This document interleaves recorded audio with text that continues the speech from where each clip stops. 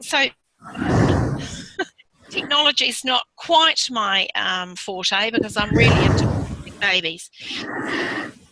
So I was the lucky content to actually take this group of, supposedly it was 12 midwives initially. Um, and perhaps I'll just give you a little bit of a rundown about the GSE versus the VTT. So the GSE originated in New Zealand, in Auckland, 50 years ago. So this is, we're breaking ground yet again this year. And a UK Club of Auckland in 1965, but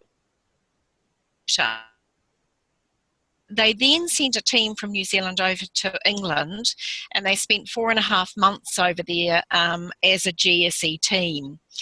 In 2012, 2013, when Rob and Beth were district governors at the same time that my husband and I guess I in the background were district governors, our National Rotary president of the time decided that it would be really good if we had actual focused teams that went away. So this is where the VTT, vocational training team, actually was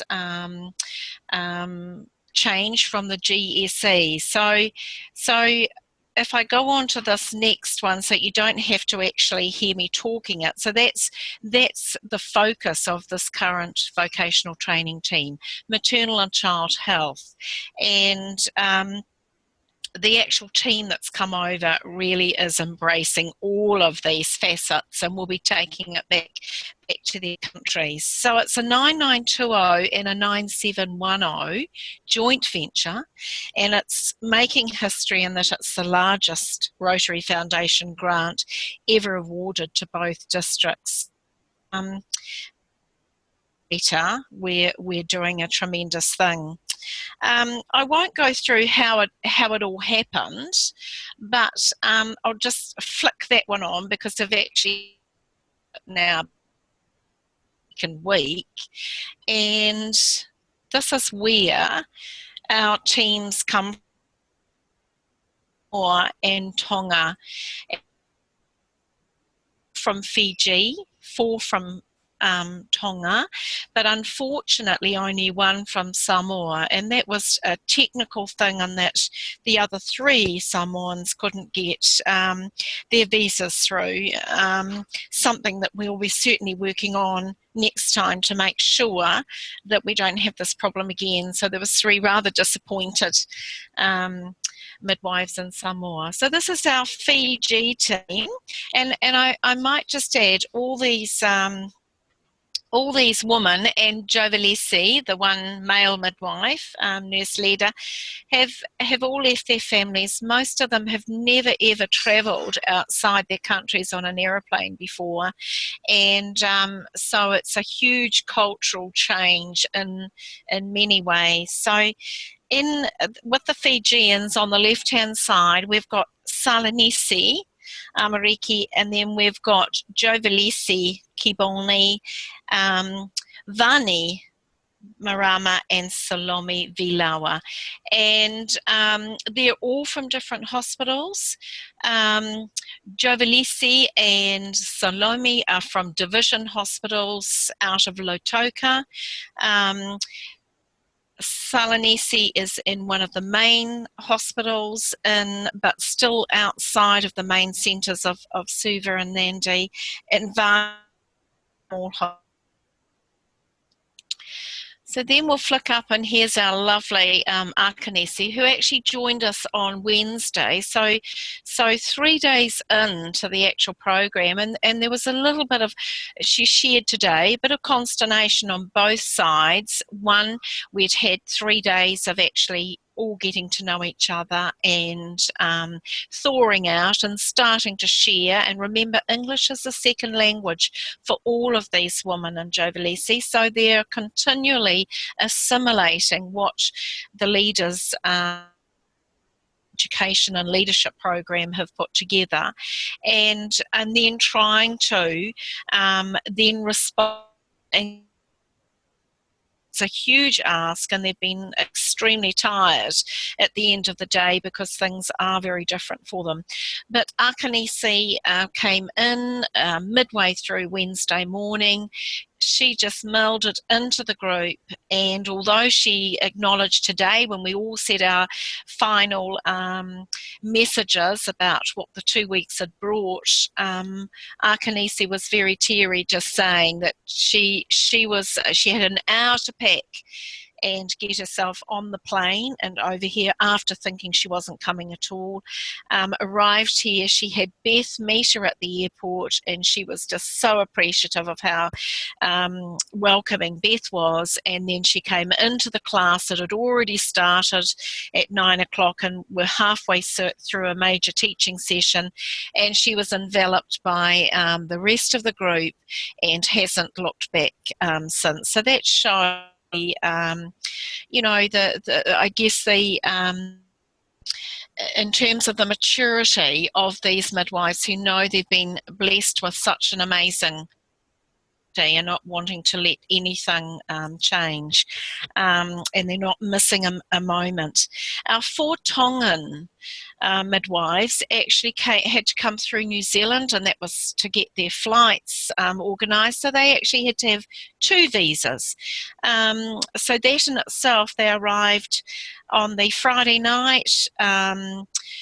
They slept and were up early on the Saturday morning, and then the flight over to Australia. And we've got there on the left, we've got Matalita Q, she's just recently married, Miley Tongatoa, Mafi Elele, and Sokapiti Fafita. Now, I might just add that Matalita, or Lita we call her brother had died of cancer on the Monday before she left on the Friday. His funeral was on the Saturday. So she,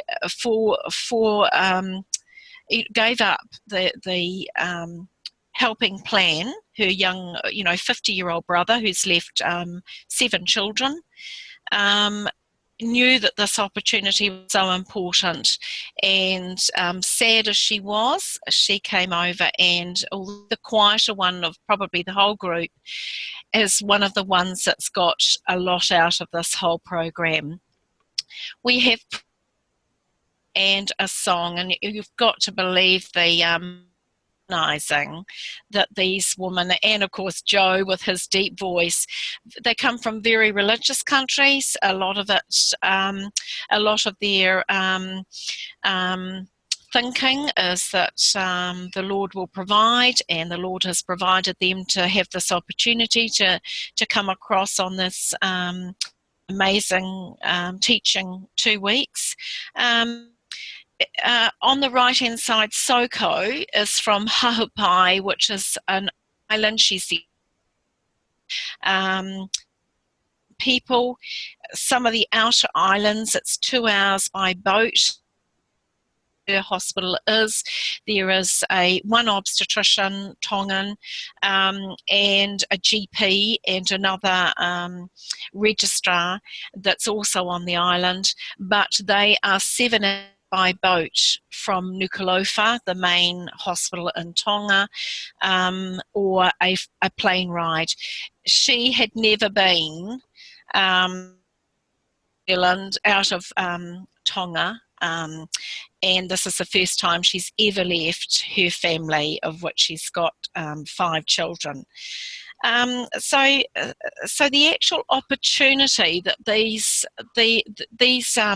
9 midwives have had, and what Rotary and the Rotary Foundation have given them, and also the giving that's gone from the 2 districts, is just absolutely phenomenal. And I've been blown away. Their sessions today, and it actually was really quite teary, because what they shared in terms of, the hardship to actually come. They're very low resourced. Yesterday we were privileged to look over the Canberra Women's Purpose-Built Unit. They were just in awe. wanted to take the whole rooms back with them. They're already overweight in their baggage going back, but nevertheless they're just under-resourced with equipment. They don't even have Dopplers, which is what all midwives have to listen to a baby in pregnancy. So they listen to the woman stethoscope, which you would listen to a blood pressure with. So that shows how under-resourced, and yet they have no higher mortality rate than we would have in New Zealand or Australia. In fact, it's probably lower. And they also, their caesarean section rate is far lower, well within the World Health Organisation latest recommendations, of which Australia and New Zealand are way above. So I'll just click down here and just onto this one here to tell you what as midwives we do. So personally, I guess my fame would be that I've got a husband in Rotary, and suddenly they 9710 and 9920 needed a midwife to lead this team. I think it was probably difficult for me. I already 5 years, and I work in a New Zealand setting which is totally different to the Australian and the islands. We all work as midwife practitioners. We're equal to the obstetricians that we work alongside, and so we do everything. We prescribe, we deliver, we suture, we home birth, we water birth, and as a midwife I wouldn't expect to be doing anything different. However, I've been learning from my sisters here, sister midwives in Australia and in the islands, that this is a totally different setting. Australia's trying very hard to emulate the New Zealand setting, and in fact in Canberra they are, or now midwives are separate from needs to happen. I think if Rotary had chosen to have a Rotarian, I mean, it could have been a woman or a man to support these lovely midwives, but I think the positive thing that has come out of this is that I could actually be the go-between in the sessions when the tutors were giving their teaching sessions. I could actually say to the midwives in a language that they would understand that this is what the tutors wanted of them. And I think if you had somebody that was not in that role, it would have been more difficult for them to actually get through all the sessions, because the teaching was at a very high standard, what we would normally expect when we're going to leadership courses in New Zealand. But nevertheless, these midwives have risen to the occasion, and I'd just like to say I think this has been money very, very well spent. It's a 3-year program. Next year there'll be another 12. We hope this time it will be 12 that will come down and go through their sessions again, and they will take these learnings back to their own midwifery isolated settings, and hopefully be the new leaders and the new management and the new CEOs in their hospital settings in a few years' time. Thank you very much for the opportunity to talk, and I hope this is helpful for you. What do I do now? What do I do now? Is that enough? Sorry. Get me off here. It's about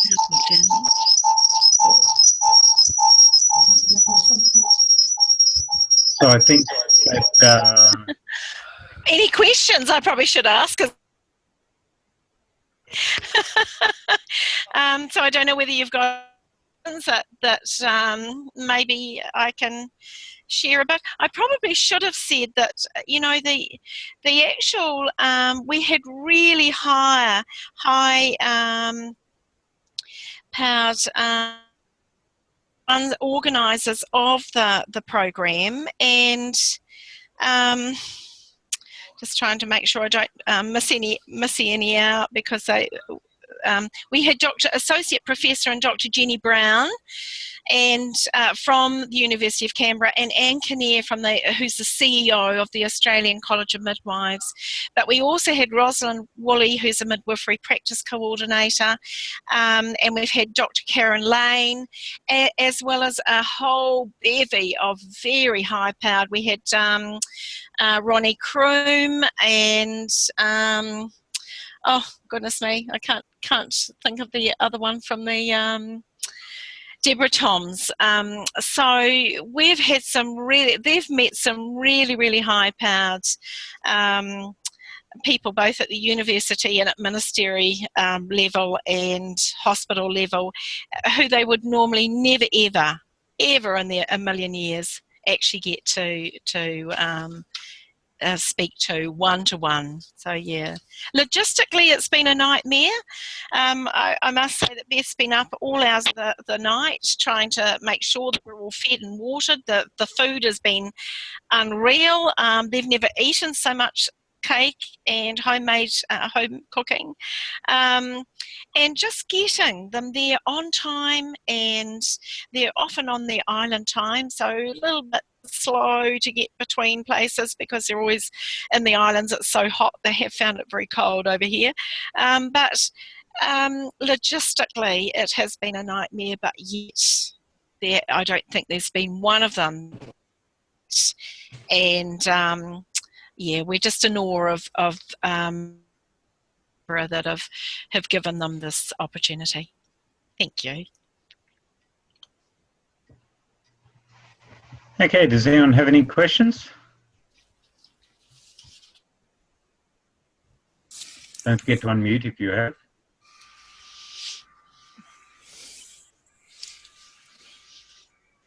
If not, I'd like to thank Claire very much for giving us some more information about the VTT. Yep. I was just going to say, I just think we should acknowledge the work that Claire and Beth have put into this whole program. I know how long Beth's been working on it with her team, but it's been particularly driven by her at this end.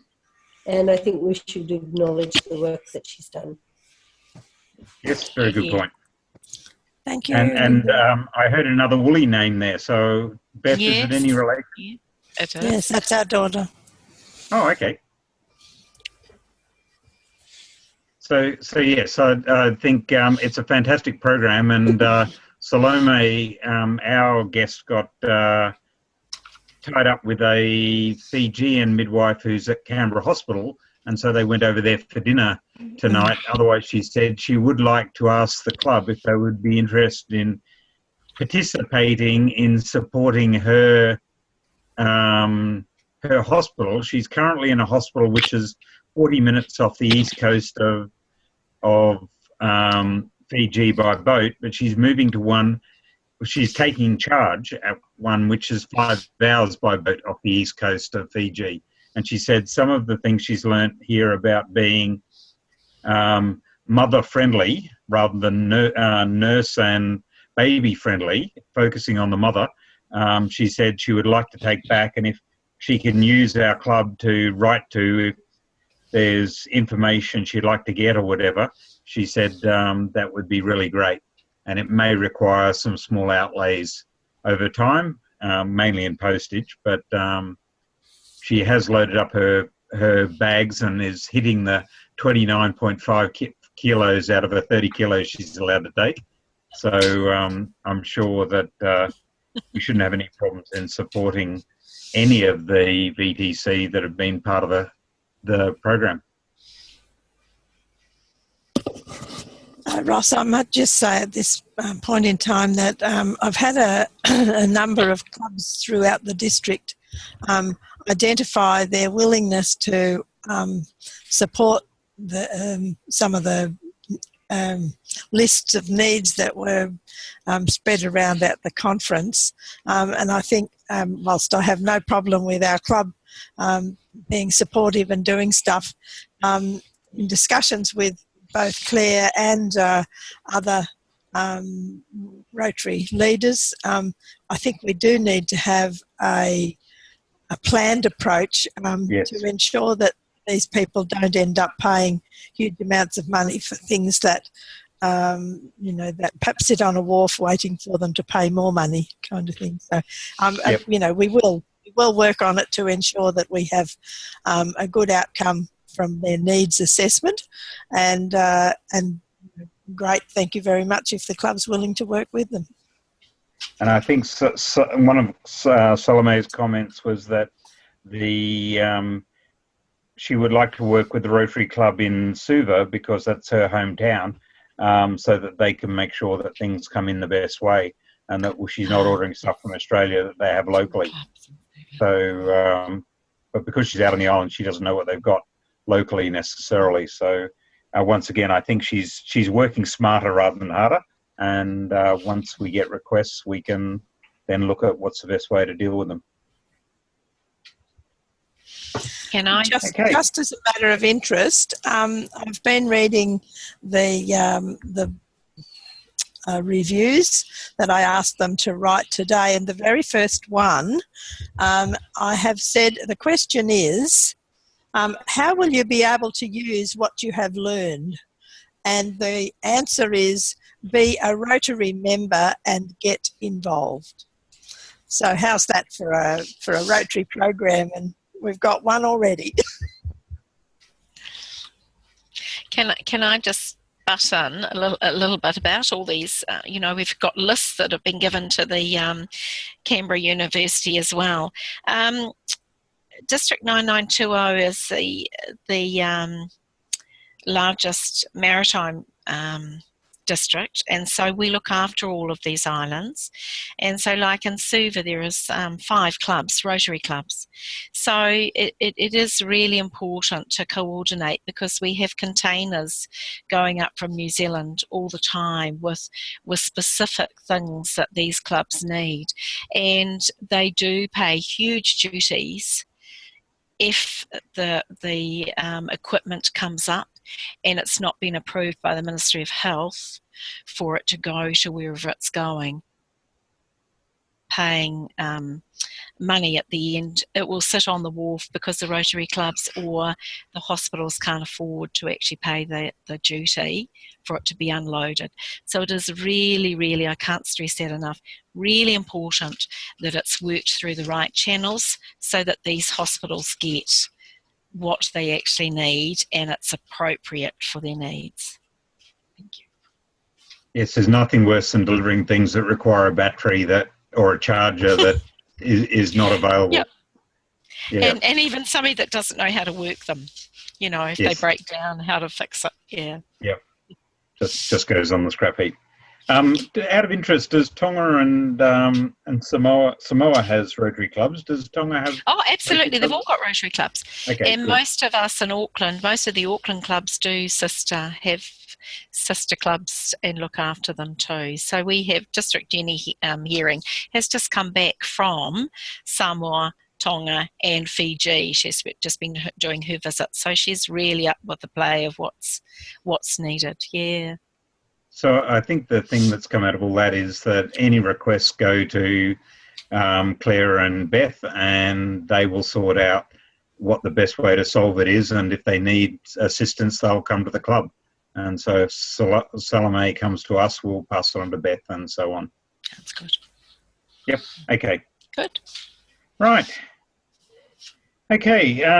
Well, we've chewed through a lot of meeting on a very interesting topic, so I don't mind if some of the things slip to next meeting, but one thing that Beth is very keen to get us to approve is the financial statements that were sent out at the last meeting.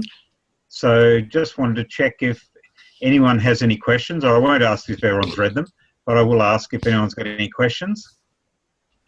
And if there are no questions, I can't see Ross Ellis's top of his head nodding or anything. I can just see the top of it. If there's no questions, then I'd like to move that they be approved. And if everyone's happy, please raise your hands. And I'm raising mine. Okay, that's fine. So Beth will take the minutes as approved, the financial statement as approved, and we'll get that submitted. Thank you, Ross. Thank you, Ross E. Okay, I'll bring it along tomorrow, Ross, with the cheque, and we can get that signed. I might be the only one to sign it, but we'll sort it out in the morning and get it off. Sure. Okay, I'm just trying to see if there's anything. Well, I think the other thing that we should cover tonight is reports back on the district conference, because I know everyone had a variety of experiences with Judy on the stand and David with his guest keynote speaker there, Ross coming up for the day. So if people just want to, bring out the highlights or anything else from the conference, let's start with Judy. Oops. Judy's not quite ready, so... We're on two computers. I'm not quite sure. Can you hear me? Yes, we can hear you. Okay. So you just have to see the back of my head for whatever reason. I think the RDU stand was pretty good, actually. It was better than we usually do, which mainly says that they gave us a reasonably sensible selection of goodies to sell. So much to my happiness, we only had to take back one box out of the 3 large boxes, because anyway, the other 2 were wrecked in transit. So altogether, I just finished the reconciliation and stuff today, and I don't have the exact figure, but it was just over $1,600 we sold of Rotary goodies, and about $250 worth of puddings and cakes. So we will send, Beth will pay RDU $1,600 odd, and they'll give us, I think, 15% of that back. So that's all sort of okay, and we have to give Narra Rotary Club $99, I think. But much to my amazement, again, it all balanced out quite happily, and that's very much helped. But everyone was great, because we had a couple of the exchange students to help, and other people like David and Ross came and helped for a period of time. It wasn't too horrendous. It worked out okay, and I was really happy to do it. It was a nice experience this time. Sometimes it's quite crazy, but this one was good. So yeah, it was good. And on behalf of David Fox, a lovely man, who was the guy talking about John Monash, his name was Kevin something, I had a lovely conversation with him on the grounds that we might somehow know people in common that will get him to have his little opera performed, or his cantata performed in Europe in 2018. So he was very happy, and I was very happy just to have that sort of conversation. I thought it was a good time all around, just to meet everyone, particularly face to face, makes a difference. And all good from my point of view. Okay, Ross, do you want to make some comments on the conference, or any other items you have? I thought the conference was really good, insofar as we had our major, I guess, charity highlighted, and I liked Sarah's performance. I thought it was really, really good. She's a very natural presenter, and she did wonderfully. And I spoke to her that night with regards to an extension to the project, and she was very receptive to it. I mean, I've got to talk to Shukri, and David knows about it, and I've been thinking about a project called, which is, alternative.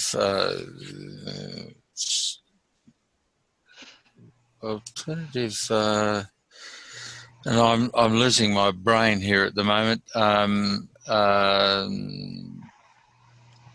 at the end of the year, the kids go out and get on the booze, and so we're thinking of an alternative project to that, where they go into Schoolies week. Schoolies, good point. And so what I've said to her is, look, what we'd like to do is do something, providing it has a point to it, and you feel that it is important. Otherwise, we won't do it. And she took that on board and is going to report back. Otherwise, I thought it was really great, and I enjoyed Judy with the RDU stuff was very good. It was excellent. Thank you. Okay, and on that alternative schoolies, if we're looking for another opportunity, I've got a friend in Catherine who said he was happy to take. He's an ex-scout leader, a friend of mine, and he said that if we wanted to send people up to him, he would give them a real experience going out onto some of the Aboriginal sites and things like that, meeting the locals and helping the young kids up there, because he said if we could get some of those young kids into a city, they would learn a lot, and they'd realise there's a lot more than their current homestead, and it might encourage them to get involved more in things. So there's a lot of opportunities, and happy to support anything we can do with either the Western Desert or opportunities like that. Okay, Lyndall, did you have any comments on the conference? You're on mute. I was. I'm not anymore. No, I thought this conference was more low-key certainly than last year's, because it was just our district and not a joint one. So there was a different sort of atmosphere to it, I felt, this time round. But that wasn't necessarily a negative either. The venue had some foibles, but you deal with those things. And generally speaking, I thought the speakers were excellent and covered a lot of territory. Okay, Beth, do you have anything other than VTT, or was your weekend focused totally on VTT? My weekend was focused on all sorts of things. I think that I enjoyed the speakers, like a lot of the VTTs here. I can't say it without, getting a VTT in. A lot of the people have said that the Purple House speaker was very good. But I would like to say thank you to Ross for taking the time and effort and the huge, I would call it mucking around, to get the balloon there and to blow it up or whatever you do it, to fire it, and the smiles on, again, the VTT participants' faces as they went up in the basket was, I think, worth 1,000 times the great effort that it was from Ross. So thank you, Ross and Lyndall, for taking the time and doing it. And what a great photo from the drone that went around, yep, and took the photos. Yep, thank you. Good. A good time was had by all. And I think Beth's reminded me that I haven't done that presentation for the club yet, so I was hoping that everyone had seen it at the district conference. But if not, I'll try and do it in a couple of weeks' time. And I'm going to be very subtle and put a letter out to all the clubs in the district saying that if they'd like to support the balloon, then we may be able to get a Rotary badge on the side of it for next year. And so I'll see how that goes. And I'll draft a letter and get that out this weekend, most likely. Okay, David, any comments on the conference? Everyone has wrapped over the dialysis presentation. No, I was very happy with Sarah's presentation. Typical Sarah, I suppose. She speaks from the heart, and that's all you require. And now we've got 5 or 6 years experience of the project, a highly successful project. That was proven. So a lot of the other clubs that haven't done anything actually approached me and said that they're happy to do things. And a lot of the clubs that have done things said they're happy to renew their efforts. So if you wanted to do it again or want to do another couple of towns, I think there's enough support in the district to do it. So very happy with that, and also happy to talk to that John Monash guy, Kevin O'Flaherty. I hadn't realised that John Monash was the Foundation Rotarian for Australia. I knew his military history, obviously, and I knew his engineering history, obviously, but I had no idea he was the Foundation Rotarian for Australia as well. So, an amazing guy, all in all. So, anyway, I'm very happy with the conference. Except, I can't believe that Rotary the shop sent down a paper-based Visa card system. I haven't seen one of those since about the 1950s. I'm sure it was educational for people to have to learn how to use it. Well, that's right. Yeah. Using a pen and a swipe thing, blimey. But anyway, no, it was fantastic. Thanks for that. Norm, do you have any comments? I asked Judy. I should have asked you at the same time. Well, I think it's the first conference I haven't been to for many years, and I have to be honest and say the wedding I went to of my cousin wasn't as good as the conference. So I drank a lot more at the wedding than I would have done at the conference. Okay. The other thing, which sorry, yep. Norm, go ahead. Berry Club down here put on a full night, which I think you guys had up there in Canberra with the Bridge of Spies. And Ken Hutt was there, and he gave his talk about jumping off the mountain in the Himalayas. I don't know if you know about him, but he's a conference. But it was a packed cinema. It was really wonderful to see so many people there. Mm-hmm. So, how did the one in the Canberra go? Ours didn't end up going because we only had 14 bookings a week out. It turned out that so did Canberra City, but they didn't tell me that. And so we moved the people that were available across to Canberra City, and they ended up with a packed out cinema on the night. So we maybe should have hung out a bit longer and had all the last minute bookings, but I wasn't that confident at the time. Maybe I've learnt my lesson. And but Canberra City's night was great. They had entertainment beforehand, drinks and nibbles, and they had a bit of a speaking just before it, and it went off really well. And the film was great. Even though nothing to do with Rotary other than talking about the art of negotiation to get what you want. I think that's what Rotarians are very good at. So that was very appropriate. Claire, should ask if you got anything you wanted to say about the conference. If there was anything different from the New Zealand one, or how you thought you just got to. Yep, that's it. Am I muted? Am I muted? Oh, hold on. Yes. How do I? No. Is that me? No, you've unmuted. Yep, we can hear you. Oh, good. I'm glad I wasn't saying anything I shouldn't then. Yes, it was great to see somewhere different in Canberra, because I have been to Canberra before, and great to be in a ski resort. I must admit that the Tongans thought they'd like to know the price of the rooms because they could bring their whole family over probably quite cheaply. And I said, well, just remember you've got two flights and then a rental car to get up there, so it may not be that cheap.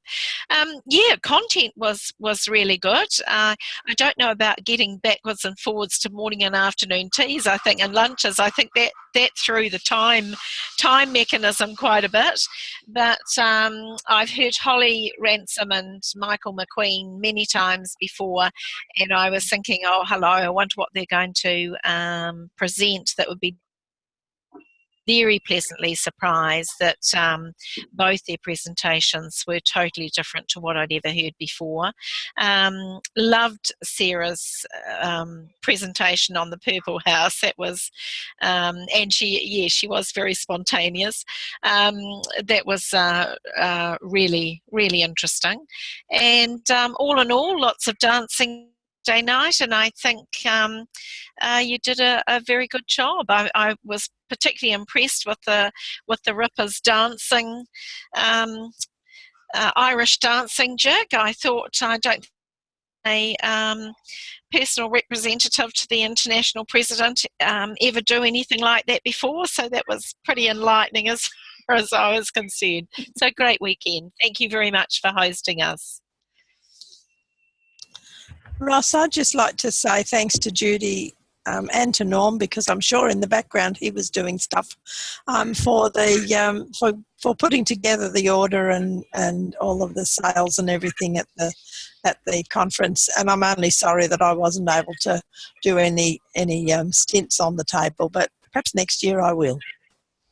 Did the order of 60 each come from someone at the conference? There was a girl who was emailing her club, and I assumed it might have come from there, did it?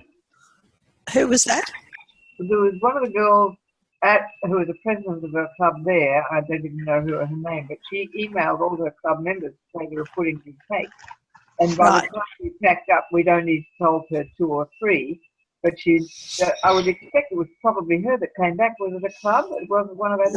No, it was a club, but it was sort of, how do I say, different. Okay. But anyhow, we sold them, so that's all that matters. Really good. Yes. Yeah, they've gone to Tonga. Oh, have they?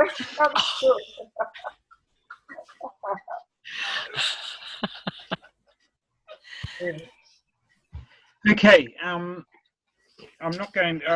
If anyone's got any urgent business, please put your hand up or say something. Otherwise, I think we'll keep the business till next meeting. And we don't have a guest speaker next meeting, so we can get into some of the things that came out of the conference, because I think there were some challenges there about how we can be more involved and things like that. And I've been feeling I've been coasting a bit, so maybe I need a bit of a kick up the butt and some ideas to get the club more moving. I think we're doing a great job, but I think we can do more. So put thinking hats on, and next meeting I'm sure we can put some more ideas on the table.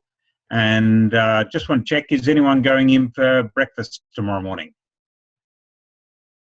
Ross is, and we're going to go in and bring Salome, so she'll have an early morning tomorrow prior to her long, boring flight home on Saturday. I gather Beth's going to sleep in. I probably won't be sleeping in, but I certainly won't be at breakfast. Okay.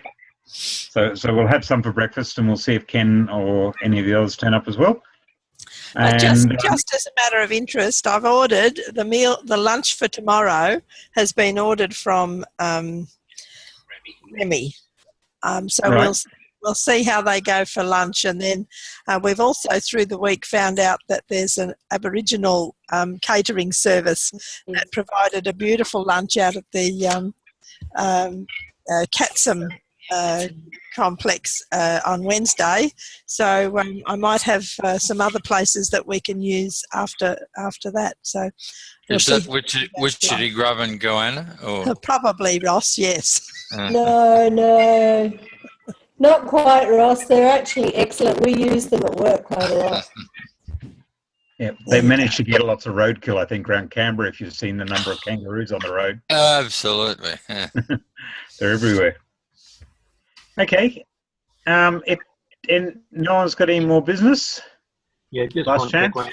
Are we going to have a social on Monday? Yes. I have been meaning to ask, were there people online last Monday? No, we didn't get the letter out in time, so people didn't turn up. But we had 1 or 2, but it would be good if we could get the mail out to remind people. Okay. We should be able to be there next Monday. We don't have anyone in the house, I think. We're actually back to normal, so we should be able to come along. And 8 o'clock on Monday, anyone who's available, come online. And people from New Zealand are welcome to come online too if they want to, but at 11 o'clock. Might be a bit far away being home. It might also be that we don't want to talk to them on Monday. Yeah, correct. Absolutely. You said it. Okay then, thank you very much, and we will talk next meeting or at any of the meetings in between.